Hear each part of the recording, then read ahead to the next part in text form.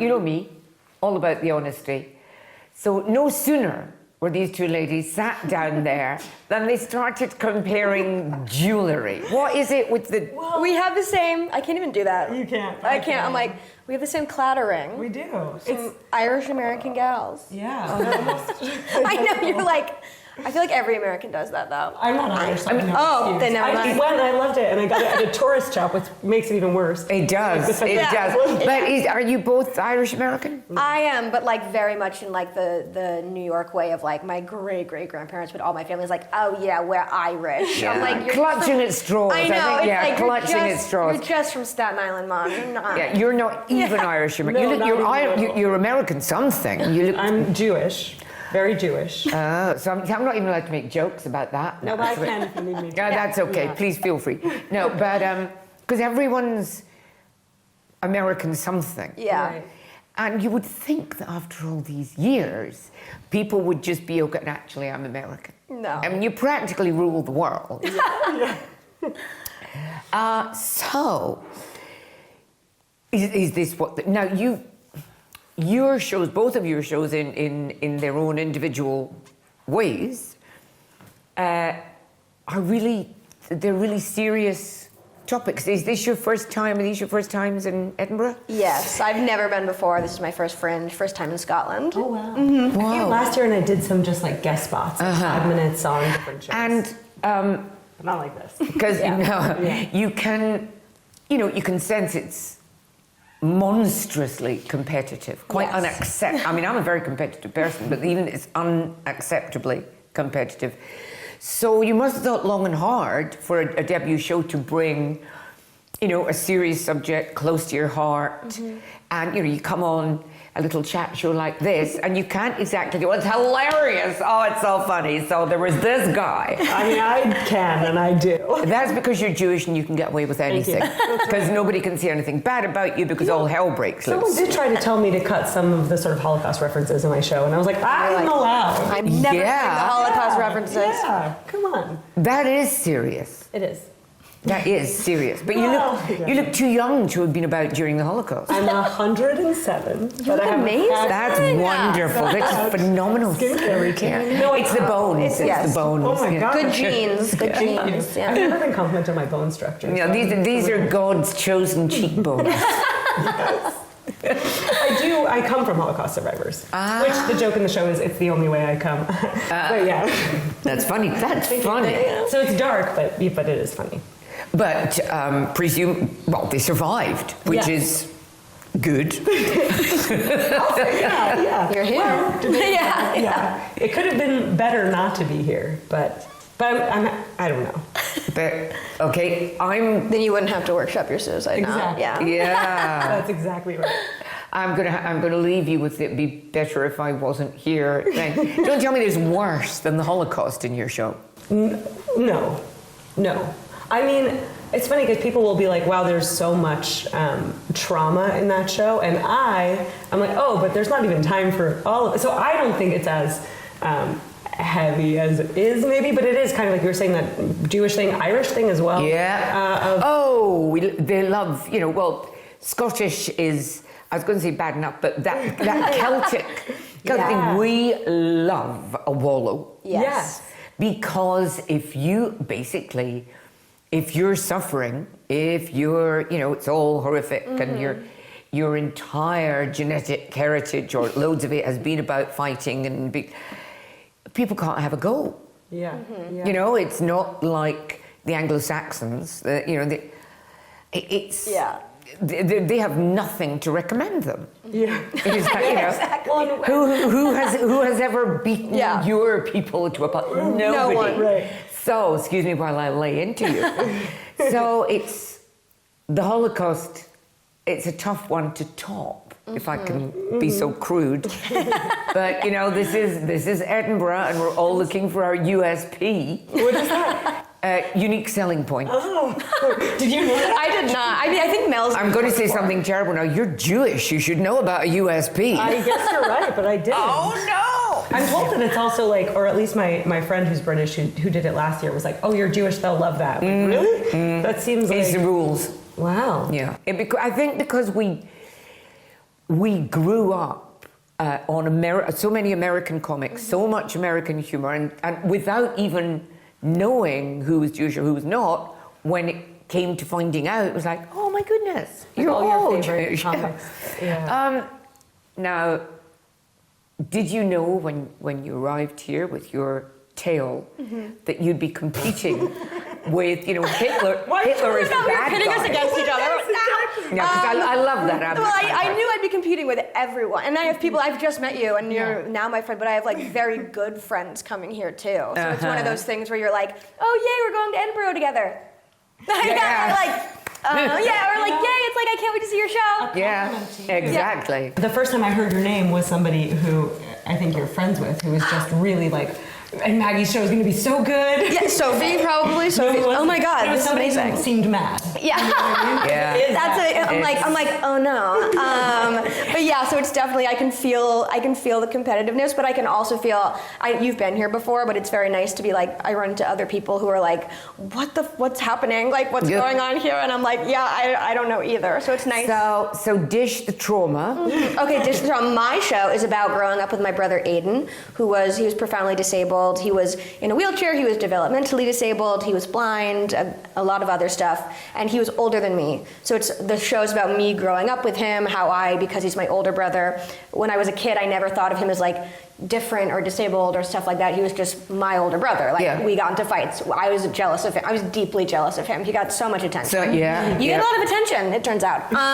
So the show is about like our childhood together, and then ultimately coming to grips that the world is really like the world around me does not see disabled people the way like my family did, the way I grew up, and it's about my relationship with him. Cool. And you're allowed, because the whole, everything to do with any ability, disability, and now, sexuality, gender identity, ethnicity, and it's the rule has always been that if you are it, you can talk about it. If you are not it, then you're a hideous racist. That is. So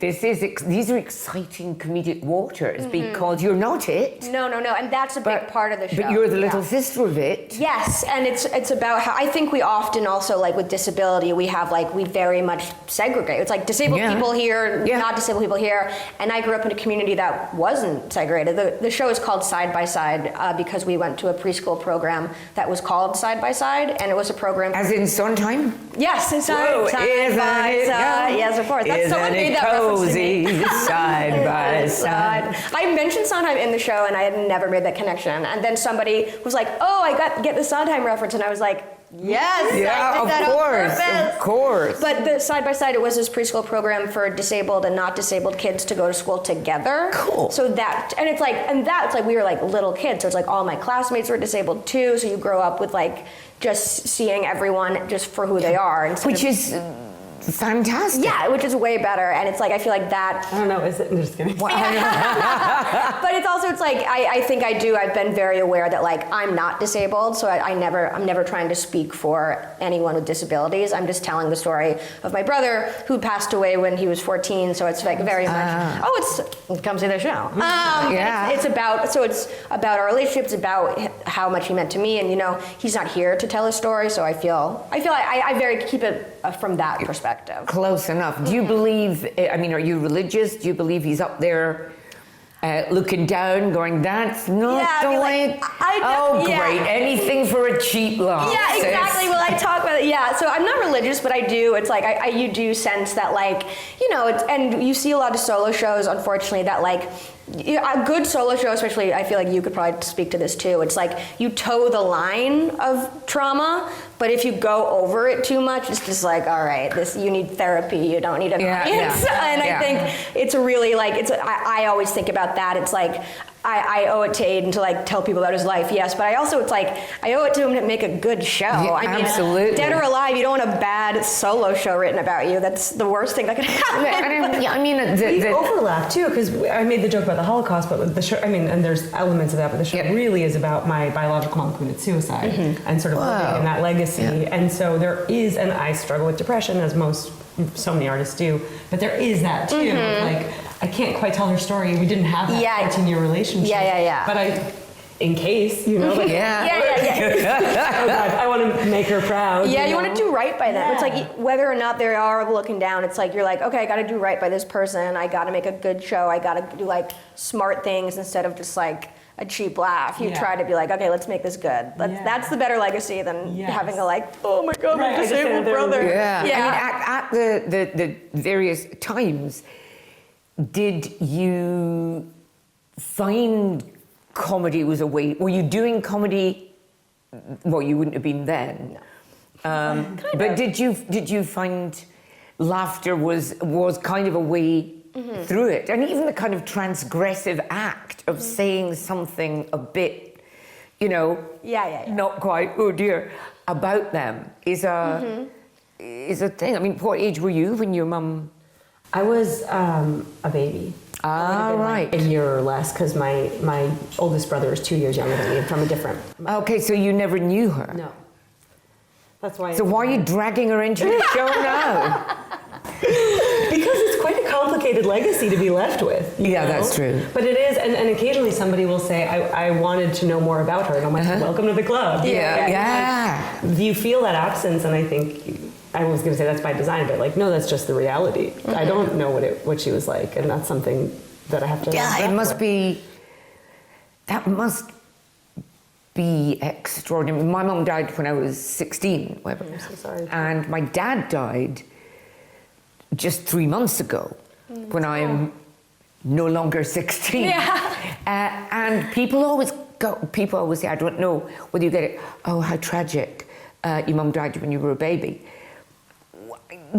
It might become like an itch that you can't scratch later on. And I was devastated when my mum died, but my life fell apart when my dad died, because he was all I'd known. I'd never, you know, so I'm, not just because I'm old, but I think that... He was your rock. That's he was everything. He was my best friend. I'm so sorry. Yeah, and it's, you know... I'm so happy. That Yeah. So I'm so sorry. But it's fresh. That thing, and like with your brother, death is a weird thing. Yeah. And I wish we were better at dealing with it to any level. It's crazy we're not. All we've ever done, all of history, is die. Yeah, like, how have we not gotten better in this? It's pretty much the one thing that is definitely going to happen to us all. Yeah, yes, exactly. And so everyone's so touchy, and and that's always a thing whenever I say, like, I don't know, you maybe feel this too, and you, all of us, everyone. It's like the thing of like, you mention someone's died, you're like, my brother died, and immediately people are like, oh my God, and you feel like it's on you to be like, you're like, it's okay, and you're like, it's not okay, but it's also like, you're like, no, don't worry about it, and it's so weird that we still, and we've all just done it to each other too, but we still don't have that common language to be like, oh, it's like, it's hard, but it's a life celebrated, and